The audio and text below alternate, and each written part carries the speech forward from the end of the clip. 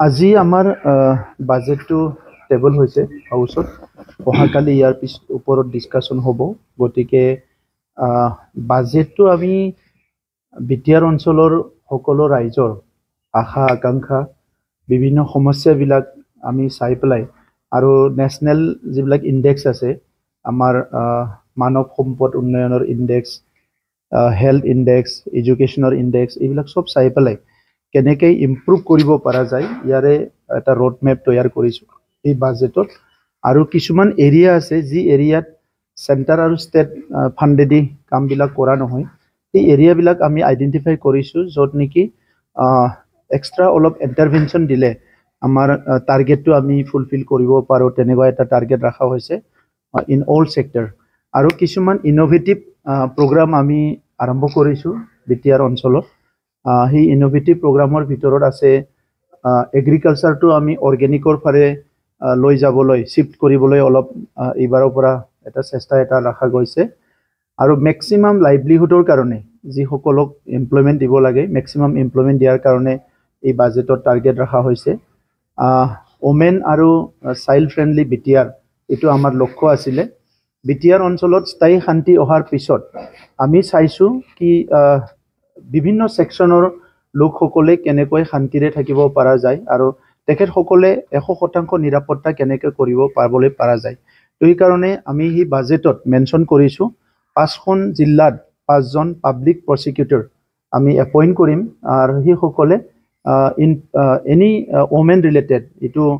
Harassment any kind of harassment হ'ব পাৰে trafficking হ'ব পাৰে বিভিন্ন কনফ্লিক্ট হ'ব পাৰে তাত ওমেন ৰিলেটেড আৰু চাইল্ড ৰিলেটেড ইছ্যুবিলাক তেখেতসকলে ফ্ৰী ছাৰ্ভিচ দিব লিগেল এইড দিব এইটোৰ কাৰণে ঠিক কৰা হৈছে আৰু তেনেকুৱাই আমাৰ হেল্থ আৰু ৱেলনেছটো চাই পেলাই প্ৰেম সিং ব্ৰহ্ম আপোনালোক সকলো জানে বড়োসকলৰ আগশাৰীৰ নেতা বড়োলেণ্ড সংগ্ৰামৰ এজন পিলাৰ আছিলে অন্যতম প্ৰেম সিং ব্ৰহ্ম তেখেতক উদাংশ্ৰী আলাৰী টাইটেল দিয়া হৈছিলে আৰু সেই উদাংশ্ৰী আলাৰী প্ৰেম সিং ব্ৰহ্ম ডাঙৰীয়াৰ নামত আমি 420টা যিটো অপেন জিমখানা আমি 420টা ভিচিডিচিত এই বাজেটত ৰাখিছোঁ আৰু লগতে গুৰুদেৱ কালীচৰণ ব্ৰহ্ম আমাৰ আধ্যাত্মিক গুৰু আছিলে আৰু beginning of the 19th century তেখেতে কাম কৰি পেলাই বড়োসকলক শিক্ষা দীক্ষা আধ্যাত্মিক দিশত আগুৱাই নিবৰ কাৰণে যথেষ্ট কাম আৰম্ভ কৰিছিলে আৰু তেখেতৰ কাৰণে আজি বড়ো সমাজ এটা মডাৰ্ণ যিটো বড়ো সমাজ সকলো দিশতে অৰ্গেনাইজ লৈ সক্ষম হৈছোঁ তেখেতক সন্মান জনাই 420টা যোগা চেণ্টাৰ আমি বড়োলেণ্ডত গুৰুদেৱ কালীচৰণ ব্ৰহ্ম যোগা চেণ্টাৰ আমি প্ৰপ'জ কৰিছোঁ এই বাজেটত তেনেকুৱা কৰি পেলাই বহুত নতুন এলিমেণ্ট এই বাজেটত ৰখা হৈছে যাতে বিটিআৰ অঞ্চলৰ ৰাইজক আমি বিভিন্ন দিশত আগুৱাই লৈ যাব পাৰোঁ আজি বিশেষকৈ মই বাজেটত যিটো বাজেট টেবল কৰিছিলোঁ বাজেট পঢ়িছিলোঁ তাত শেষতো মই কৈছোঁ আৰু এতিয়াও ক'ম আমাৰ যোৱাকালি অকস্মাত জম্মু কাশ্মীৰত যিটো পেহেলগামত আতংকবাদী হামলা হৈছে তাত আমাৰ প্ৰায় এতিয়ালৈকে খবৰ পোৱা মতে 26জন নিৰু লোকৰ জীৱন গৈছে আৰু এই কাৰ্যটোক আমি কণ্ডেম কৰিছোঁ আমি তেখেতসকলক আমাৰ তৰফৰ পৰা যিটো ইনহিউমেন অমানৱীয় যিটো হত্যালীলা চলালে ইয়াৰ কাৰণে আমি তেখেতসকলক কণ্ডেম কৰিছোঁ আৰু সকলো জানো যে যিটো ভায়োলেন্স এইটো কেতিয়াও সমাজৰ কিবা এটা ভাল কৰিব নোৱাৰে তো সেইকাৰণে তেনেকুৱা ভায়োলেন্সটো বন্ধ কৰিবলৈ আহ্বান কৰিছোঁ আৰু এনেকুৱা সময়ত আমি ভাৰত চৰকাৰৰ লগত সকলো আছোঁ বিটিআৰ অঞ্চলৰ ৰাইজে আৰু ভাৰত চৰকাৰে যেনেকৈ সিদ্ধান্ত লয় আতংকবাদীক দমন কৰাৰ নীতিৰে কাম কৰিব তাত আমি সদায় চৰকাৰৰ লগত থিয় হ'ম কাৰণ ভাৰতৰ চাৰিসীমাৰ ভিতৰত প্ৰত্যেকজন নাগৰিকৰ সুৰক্ষা আমি বিচাৰোঁ ভাৰতৰ চাৰিসীমাৰ ভিতৰত প্ৰত্যেকজন যি জাতিৰে হওক যি ধৰ্মৰে হওক প্ৰত্যেকজন নাগৰিকৰ সুৰক্ষিত হ'ব লাগে আৰু ভাৰত চৰকাৰে ইয়াৰ কাৰণে কাম কৰি আছে যোৱাকালি আমি দেখিছোঁ গৃহমন্ত্ৰী অমিত শ্বাহ ডাঙৰীয়া তাৎক্ষণিকভাৱে ৰেছপন্স দিছে উপস্থিত হৈছে আৰু এনেকুৱা নেতৃত্ব থাকিলে আমি সদায় দেশত সুৰক্ষিত অনুভৱ কৰোঁ গতিকে আতংকবাদী যিসকলে আৰম্ভ কৰিছে টেৰৰিজিম যিসকলে আৰম্ভ কৰিছে এইটো নহয় কি তেখেতসকলে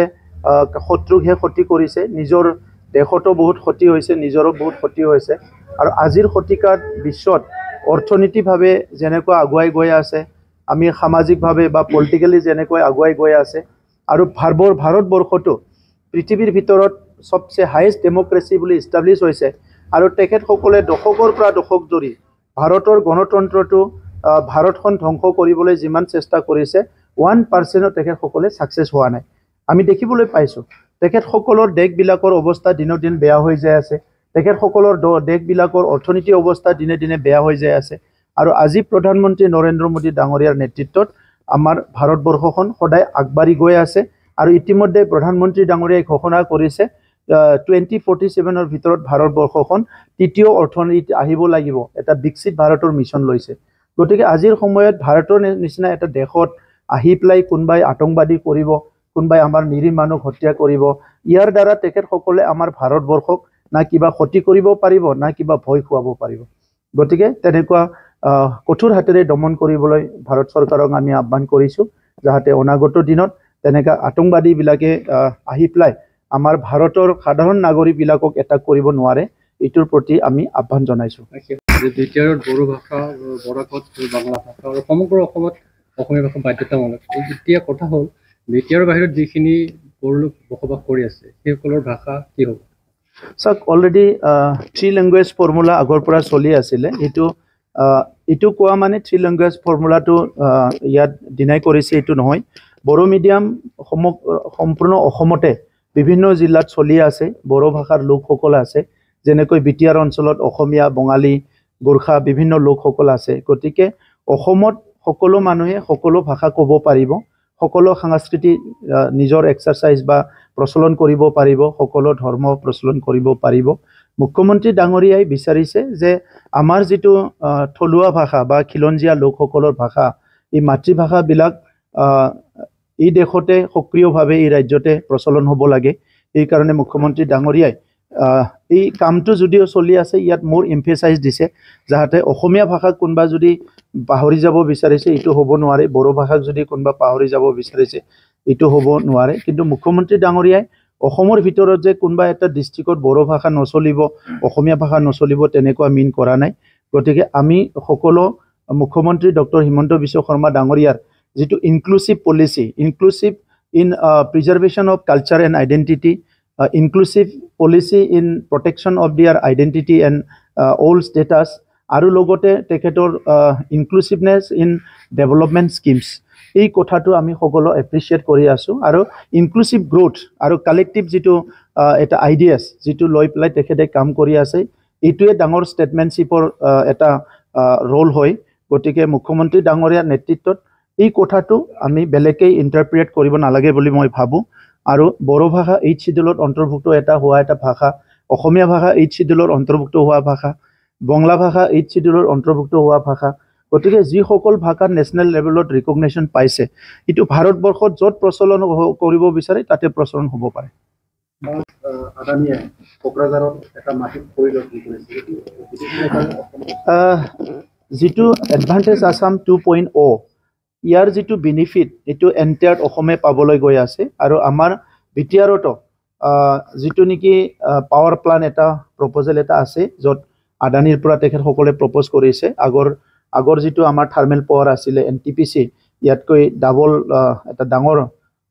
ইয়াতকৈ কেপাচিটি থকা এটা প্ৰপ'জ কৰিছে। ইয়াৰ কথা বাৰ্তা চলি আছে, মুখ্যমন্ত্ৰী ডাঙৰীয়াই ইয়াৰ ওপৰত আলোচনা কৰি আছে, আমাৰ লগতো আলোচনা কৰি আছে। এইটো যেতিয়া এটা ফাইনেল ষ্টেজ আহিব বা প্ৰপ'জেলটো আগবাঢ়িব মই আপোনালোকক জনাম। ইয়াৰ বাহিৰেও আমাৰ হেণ্ডলুম ছেক্টৰত, এগ্ৰিকালচাৰ ছেক্টৰত, বিভিন্ন ছেক্টৰত আমাৰ অঞ্চলত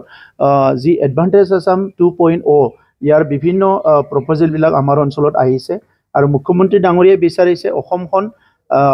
ইকুৱেলি গ্ৰোথ হ'ব লাগে, ডেভেলপ হ'ব লাগে। সেইকাৰণে বিটিআৰ অঞ্চলতো কিছুমান স্কিমছবিলাক আহিব লাগে। আমি বিচাৰিছোঁ সেই স্কিমবিলাক আহিলে আমাৰ এমপ্লয়মেণ্টো বাঢ়িব। আৰু এইটো আমাৰ অঞ্চলৰ ডেম'গ্ৰাফিটো চাই, আমাৰ অঞ্চলৰ জিঅ'গ্ৰাফিটো চাই, আমাৰ অঞ্চলৰ বিভিন্ন কেপাচিটি আৰু এনভাইৰনমেণ্টটো চাই পেলাই এইটো মুখ্যমন্ত্ৰী ডাঙৰীয়াৰ লগত আমি আলোচনা কৰি এটাৰ পিছত আনটো যিটো ইণ্ডাষ্ট্ৰিয়েলাইজেশ্যনৰ প্ৰপ'জেল সেইটো আমি আগবাঢ়িম।